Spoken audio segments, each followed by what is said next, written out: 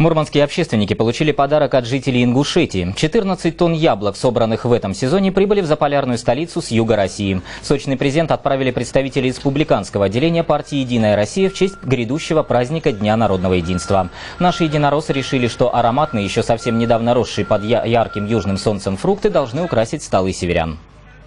Совместным решением регионального отделения партии и правительства Мурманской области принято решение, что все эти яблоки распределить между общественными организациями, ветеранскими организациями, обществами инвалидов, которые находятся в нашей Мурманской области. В нашем региональном отделении «Единой России» уже задумались, какой подарок от Мурманской области станет достойным ответом щедрости ингушских коллег. А присланные яблоки уже развезли. Их доставку по нашему региону в качестве благотворительной помощи на себя взяла компания «Евророс».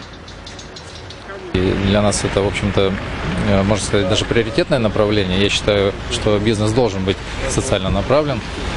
И в настоящее время для нас не имеет значения, сколько надо развозить, кому надо развозить.